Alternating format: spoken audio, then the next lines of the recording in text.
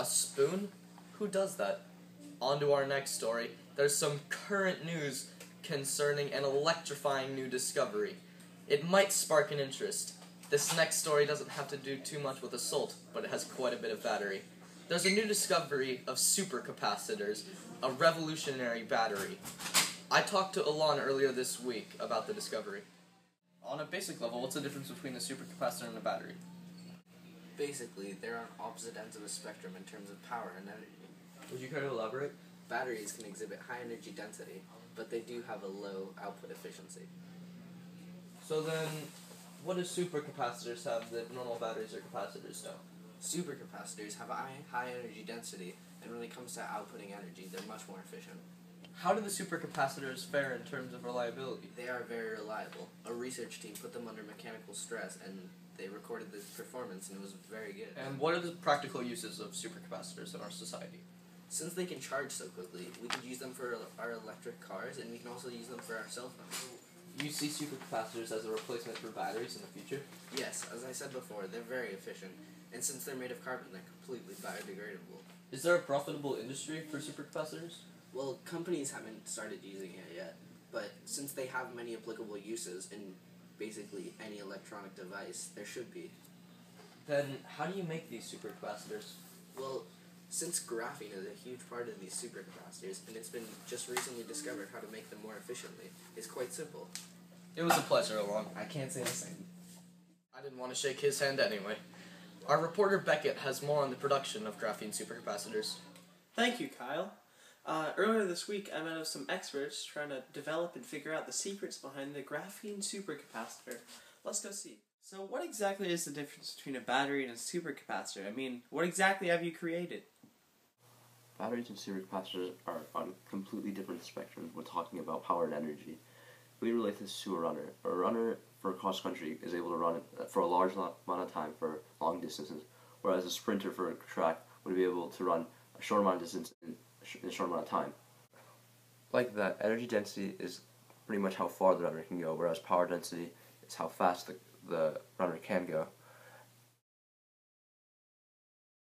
Batteries maintain a high energy density but low power density, whereas supercapacitors maintain high power density and low energy density. This means that batteries are basically like a cross-country runner, and supercapacitors are like the sprinter, according to the analogy. Electrochemical capacitors or supercapacitors store charge in an electrochemical double layer. Batteries, however, store energy through electrochemical reactions that can exhibit high energy densities. Electrochemical capacitors are different from regular capacitors that you would see on your TV or computer in that they store substantially higher amounts of charges. Electrochemical capacitors pose a potential energy storage that charge and discharge faster than batteries, yet they are limited by low energy densities, only a fraction of the energy density of batteries. An electrochemical capacitor can combine the power and performance of capacitors and the high energy density of batteries, and that would represent a significant advance in energy storage technology. This requires new electrodes that not only maintain high conductivity, but also provide higher and more accessible surface area than conventional electrochemical capacitors. That's why they use activated carbon electrodes. Activated carbon electrodes are basically carbon allotropes that have higher surface area and have electrochemical properties that are useful. However, none of them are as useful as what we found, which is graphene. Can you chemically explain the process you went to create these graphene supercapacitors? I mean, how exactly? Exactly did you make these pieces of graphene? By coating a DVD disc with graphite oxide and putting that in a DVD light scribe, we were able to create graphene. These electrodes are composed of expanded networks of graphene that are a one-atom thick layer of graphite carbon and show excellent mechanical and electrical properties as well as exceptionally high surface area. You're completely sure that these graphene supercapacitors are the way of the future. I mean, is there any way that you could completely replace batteries? Because the laser described graphene has high power densities and high energy density, they're great for using for energy storage or any kind of material or any kind of energy source. As said before, the laser described graphene have ultra-high density values in different electrolytes while maintaining high power density and good cycle stability, relative to batteries which only excel in high energy densities and regular capacitors that only excel in power density. These electrochemical capacitors can maintain productivity under high mechanical stress and can withhold large amounts of power. Graphene, being an allotrope of carbon, allows the scientists to dispose of them in a more environmentally friendly way relative to batteries. Proper disposal of batteries requires lots of money and generally doesn't even happen correctly. On a larger scale, cars and higher functioning electronic devices that would be able to use graphene supercapacitors. However, for daily electronics, batteries would probably be more suitable. I mean, with all these talk of supercapacitors, they seem like the easy solution to our future problems, but, I mean, how practical are they? I mean, will they cost fortunes? So right now they are not available to the public. Graphene supercapacitors are yet to be released in commercial devices. These laser-scribed graphene supercapacitors can lead to an ideal energy storage system for the next generations. There are available capacitors that don't include the material graphene. However, they seem to have the problem with harmful leakage of electrolytes, and they're difficult for practical uses. So graphene can be directly used as a supercapacitor electrode without the use of a binder or current collector. These properties allow laser-scribed graphene to act as both the active material and the current collector in the electrochemical conductor. Because it functions as two, this allows the supercapacitor to be cost-effective. And as seen before, graphene can be derived through liquid graphite oxide, which does not cost much relative to other activated carbons.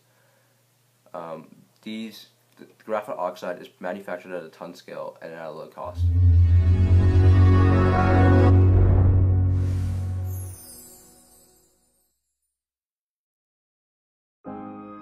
A lot of times, experiments in science or discoveries look like accidents. But they're only accidents in the sense that we were trying to find something else, and then we realized that what we had was better for a different application.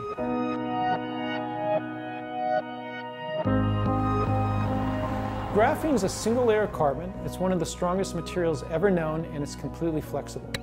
The discoverers of graphene won the Nobel Prize in 2010. However, the method they used to make it, which was taking graphite and peeling it with Scotch tape, is not practical. So we set out to find a better method. We start with graphite oxide, which is a water dispersible material. We then coat it onto sheets of plastic. We hit it with a light from a laser. Deoxygenates, it turns it into graphene. So it felt very exciting because we made all organic graphene in a very simple process using a consumer-grade DVD drive that you can find everywhere.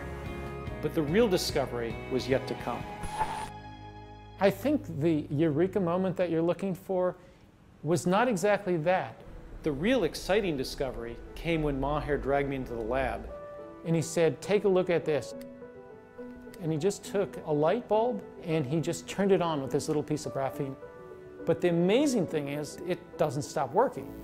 After charging for 2 or 3 seconds, he ran this light for over 5 minutes. I thought we have something very important. I thought the world changed at that point. Okay, let's talk about the future. Batteries have a bad reputation, but what we're working on are supercapacitors. And supercapacitors you can think of as a charge storage device like a battery, except it charges and discharges 100 to 1,000 times faster. A battery stores a fair amount of charge, but it charges and discharges slowly. A capacitor puts out a high output, but it doesn't store much charge. So like the flash to a camera, a supercapacitor is one which combines the best attributes of both. If you think about all the electronic devices you have, right now, every time you need one, you realize, oh, I forgot to charge it up. But imagine if you could take that same device, plug it in the wall for 30 seconds or a minute, and be ready to go. Life would be very different.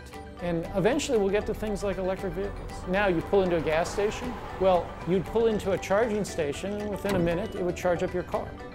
If you think of batteries, batteries are all composed of a lot of metals, often they're toxic metals. And so in fact, you're not allowed to throw a battery away. But if you had something that's carbon-based, it wouldn't matter. Carbon-based, you could put it in your compost bin and use it to grow vegetables. When I was a kid, I wanted to be a scientist. And so my goal has always been to develop something that will change people's lives.